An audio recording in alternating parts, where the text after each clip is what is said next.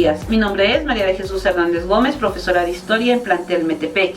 Y en esta ocasión vamos a platicar sobre el tema de instituciones y prácticas de tipo colonial que organizaron la vida económica en la Nueva España. Es un tema interesante, espero que les agrade, espero que les guste. Para complementar lo que es la parte de la organización en la época colonial, vamos a hablar de esas instituciones económicas que permitieron el desarrollo de la Nueva España. Para empezar hablaremos de la esclavitud como primer método económico que aplicaron los españoles.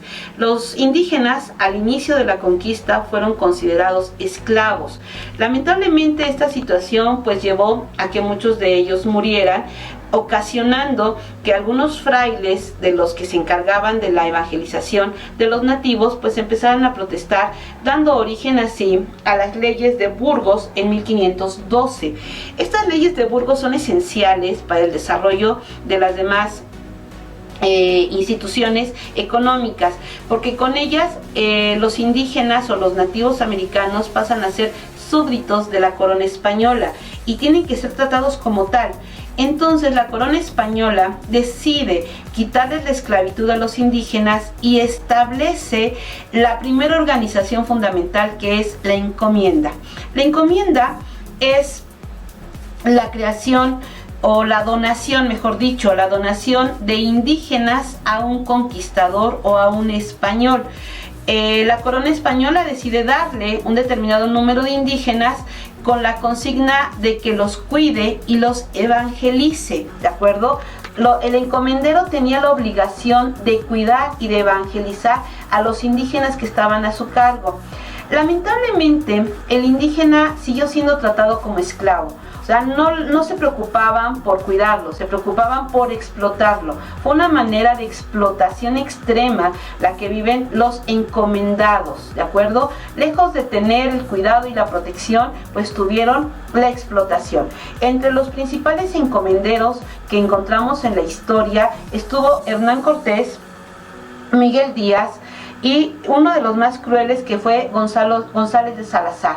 Entre ellos y otros tantos, pues la población indígena se vio minimizada.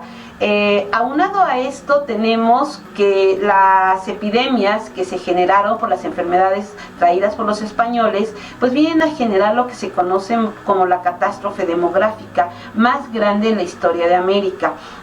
Más de la mitad de la población nativa pierde la vida. Esto conlleva a que la corona española, conjuntamente con los frailes como Bartolomé de las Casas, empiecen a preocuparse por la vida de los indígenas. En el año de 1550 aproximadamente se quita la encomienda, ya no hay más encomendados, ya no te voy a encomendar a tantos indígenas porque no los cuidas. Ahora vamos a cambiar de técnica, ya no van a ser encomendados, ahora va a ser el repartimiento, que es la siguiente institución. En el repartimiento lo que hace la corona es decirle al encomendero: me vas a prestar tantos indígenas para que hagan un edificio público, ¿de acuerdo? A cambio de pagarle. ¿Cuál era el salario? Pues obviamente era un salario mínimo el que le pagaban, ¿sí? Sin embargo, la característica del repartimiento es que era un trabajo temporal. Los indígenas eran prestados por 3 o 5 semanas, terminaban la obra o terminaba su jornada, les pagaban y regresaban, ya sea con su encomendero o ya sea a su pueblo de indios donde ellos vivían, y seguían trabajando, y ellos eran sustituidos por otro grupo de indígenas que también les prestaban, ¿de acuerdo? Entonces el repartimiento, la única diferencia que tenía con la encomienda era que era un trabajo temporal de 3 a 5 semanas y se les pagaba un salario ínfimo, pero bueno, recibían un salario. Aunados a estas dos maneras de trabajo que se tenía en la época colonial, se tiene el tributo como una manera de recaudar ingresos para la corona y para los conquistadores. El tributo lo pagaban los hombres entre 18 y 50 años. Mujeres, niños y ancianos estaban exentos de ello. Había dos tipos de tributos: el tributo en especie y el tributo en trabajo, ¿de acuerdo? El tributo en especie lo pagaban los indígenas dando algodón, miel, maíz al encomendero o al recaudador de impuestos directo de la corona. El tributo en trabajo pues lo tenía que hacer directamente con el encomendero y consistía en trabajar en sus minas, en sus tierras e inclusive haciendo trabajos domésticos, acarreando agua, acarreando leña. Es decir, eran trabajos muy pesados los que tenía que realizar para pagar el tributo, que era obligatorio. Era una manera de recaudar ingresos, ¿de acuerdo? Otra institución de la época colonial son las mercedes de tierras.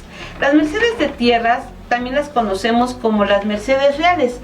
Las mercedes reales eran las donaciones de terrenos que la corona le entregaba a los conquistadores como pago por sus servicios. Es decir, yo conquistador vine, arriesgué mi vida para darte un territorio nuevo a ti, corona. Entonces la corona me paga dándome esta merced real a cambio de mis servicios. Yo me vuelvo dueño de un determinado territorio, ¿de acuerdo? Esta institución primeramente estaba solamente para los conquistadores o para los españoles. Posteriormente, la corona decide transmitirla también a los indígenas. Los indígenas también tenían derecho a una merced real. Fueron mínimos los casos de mercedes reales entregadas a los indios, pero sin embargo es importante que ustedes sepan que también fueron considerados en este reparto de tierras de la Nueva España, que generalmente se les daba a los españoles para que las trabajaran, para que fueran productivas, ¿de acuerdo? Y se les llamaba mercedes reales porque quedaba constatado en un acta real el hecho de que fulano, sultano, mengano era dueño de esa parte de la tierra. Y por último tenemos los reales de minas. Los reales de minas es un aspecto geográfico, ¿de acuerdo? Donde había una mina, pues se hacía un real de mina.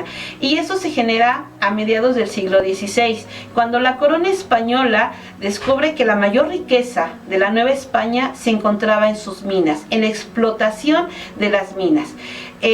Por legislación de la Nueva España, todo lo que pertenecía en el suelo de la Nueva España, en el subsuelo, y lo que producía era propiedad de la corona. Por eso es que ella daba la concesión de las minas a diferentes españoles. Ojo, aquí sí es importante, chicos, que tengamos en cuenta que los reales de minas o la concesión para trabajar una mina solamente era dada a españoles. Y el encargado de administrar las minas era el alcalde mayor de la comunidad en la que se encontraba la mina o el yacimiento a explotar. La obligación del alcalde o del administrador de minas era verificar que la mina no estuviera paralizada por más de 4 meses. Si yo pedía una mina y la dejaba parada por 4 meses, el administrador tenía todo el derecho de quitármela y otorgársela a alguien más, porque estaba siendo inactiva, ¿de acuerdo? Asimismo, el administrador se preocupaba por llevar los animales de las bestias de carga para sacar los minerales, se preocupaba por darle alimento a los esclavos negros o bien a los indígenas que trabajaban en las minas. ¿Por qué? Porque todo esto se iba a reflejar en el quinto real, que era el impuesto que cobraba la corona por la explotación de las minas. ¿Qué es el quinto real? Es darle a la corona española la quinta parte de lo producido por la mina, ¿de acuerdo? Entonces, esto era un derecho al que tenía la corona española, y era una obligación por parte de los mineros darle esta parte proporcional al rey, ¿de acuerdo? Ejemplos de reales de minas en la Nueva España tenemos Zacatecas, Hidalgo, Pachuca, Tasco, San Luis Potosí y Guanajuato. Chicos, espero que este video les sea de utilidad. Espero verlos muy pronto. Por favor, cuídense. Cualquier duda en nuestros correos institucionales.